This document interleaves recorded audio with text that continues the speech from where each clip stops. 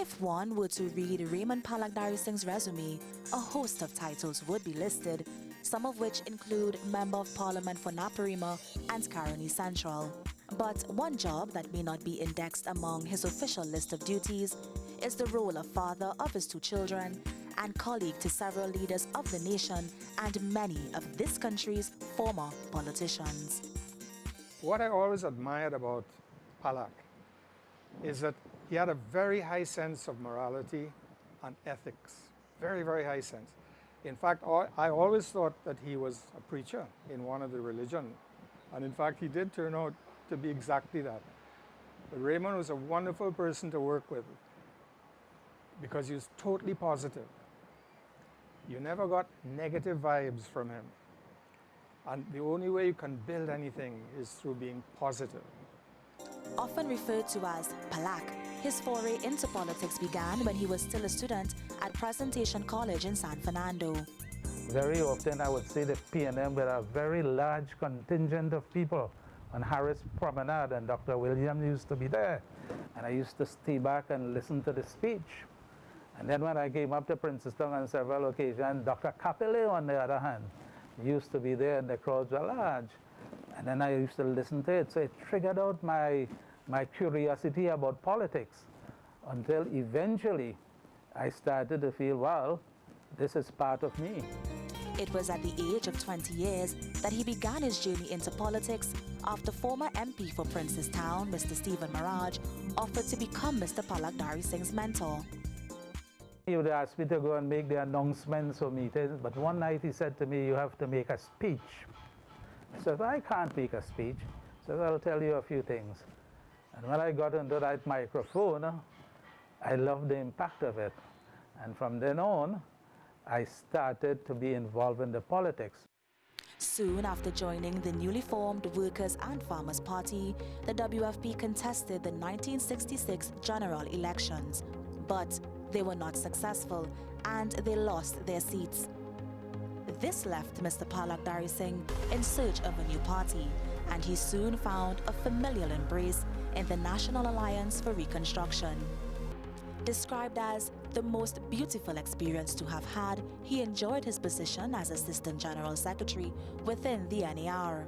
But Mr. Pallackdharrysingh soon found himself on both sides of the field when he had to choose between loyalty to the party and loyalty to his colleagues. In 1988, there were some internal bickerings in the party, and some of the people in the NAR were singled out as being dissidents, among them being Basdev Pandey, Jordan Humphrey, Trevor Sudama, Kelvin Ramnath. And Mr. Robinson did call me to ask me my opinion about these matters, and I said to him, listen, Mr. Prime Minister, I would like you to try to patch up the differences in the party, hold the party together, and I will continue to serve from the backbenches. But he seemed not to have liked the answer coming together. And then he quashed the meeting with me, and along with a suspension, I know my 4 colleagues were marked for suspension. There was a 5th one, and when I saw my picture and my face on the paper, I was very, very surprised. Now, having been suspended, the Club 88 was formed.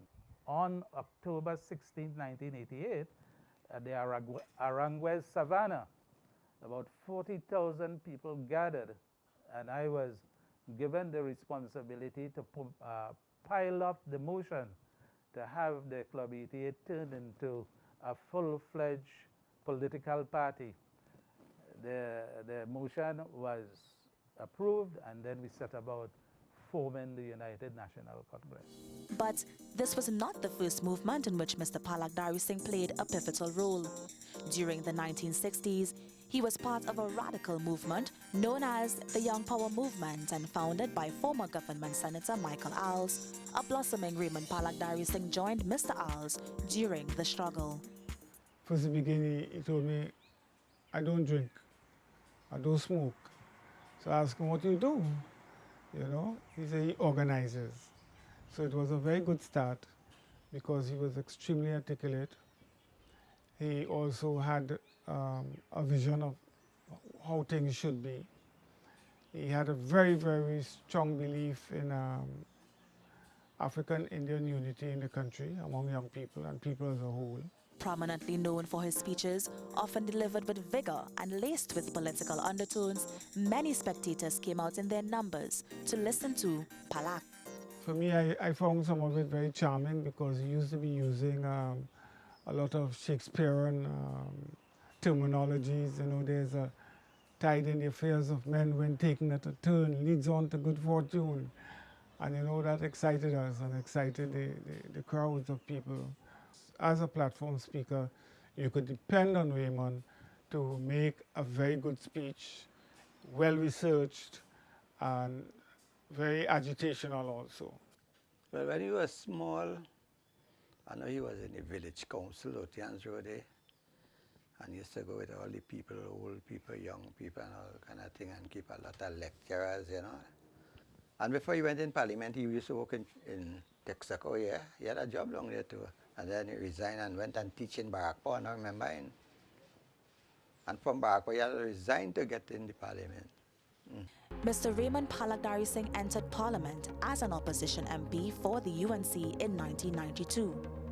But his true prize was manifested in his win of the newly established Caroni Central seat. Well, it was quite a challenge because that seat was reconstituted from several constituencies. I said to them, I am going to take up the challenge, whether anybody like it or not. I don't care whether I win or I lose, but I'm going to do it. I saw myself as a pioneer in making innovations and bringing better relief to people. And if I couldn't do that, then it didn't worth being in Parliament. However, his genuine interest in meeting the needs of his constituents was met with resistance. They had this lid program as a relief program going on. But in the heart of my constituency, they had this lid program, and they sent down the whole gang from outside the constituency. I said, that's not fair. At least you must talk to the MP and have a little input. There was a bit of pressure on me from my constituents to do something about it. So having written about it and spoken about it, nothing happened. I decided the time was come to confront it. And when the time came for confronting it, I actually went to the job site and says, look, I want some of the people from this constituency to be employed. And they took that for a joke. I says, if this can't happen, this program is not going to go on. I went into where they were working and I plugged myself. They asked me to get out. I said, I'm not getting out. They said they will cement me up in the thing. I said, go ahead. And when they saw that I was really determined, then they went to the Freeport police station, got the police to come, and the police came and ordered me out and says, I'm not coming out until this matter is resolved. Mr. Pallackdharrysingh was arrested and taken to the coup for Magistrates Court to be tried for police obstruction and obscene language, charges which he said never occurred. His sentence? Reprimanded and discharged. But the former MP's freedom was not expedited with the same ease on the afternoon of July 27, 1990. I came to terms with the fact, having heard about the coup and having read about coups in so many parts of the world, that you really don't get out there alive. I reconcile myself for the inevitable. I said, well, whatever it is, if this is the end, so be it. And I never had that fear of death, never had it. And as I said, probably the people who were most affected by that might have been my immediate family, you know. But for me as the individual, it held no terror for me. As a matter of fact, when the Muslims tied me up, my left hand started to swell so much that I started to groan. And when I said to them, listen, when they asked who groaned, I says, me. They says, well, shut your mouth. I said, no. It is either you free me or you shoot me. After 6 days of social unrest, Mr. Pallackdharrysingh and his colleagues were freed. He continued serving as the MP for Caroni Central from 1992 to 1995 until he left the political arena to further his studies. Today, Mr. Pallackdharrysingh lends his multiple academic skills and vast knowledge to the University of Trinidad and Tobago, where he teaches humanities and human skills development, an area he says has enabled him to contribute to the well-being and growth of young people. I think I can credit myself with introducing life skills at the university, because I was in charge of the transition studies program, where youngsters used to come in from high school and didn't even know what they came for until you had to start to set them straight.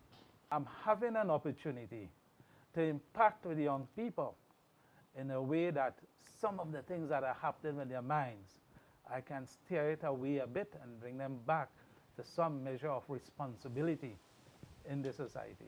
Perhaps his interest in seeking the welfare of young people in the country began with his children, with whom he shared similar morals. His daughter, Dawn Pallackdharrysingh, a practicing attorney at law, said her father had a major influence in her life, particularly in her choice of profession. He had that vision that he wanted his children to have a profession, not just a job, so that you could be independent or prepared to be independent.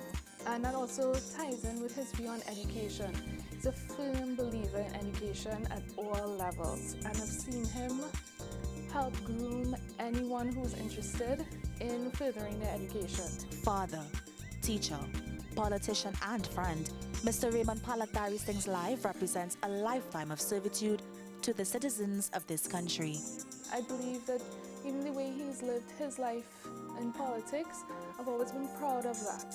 I don't think anyone could say anything negative about my father, and I believe he has lived a very clean public life.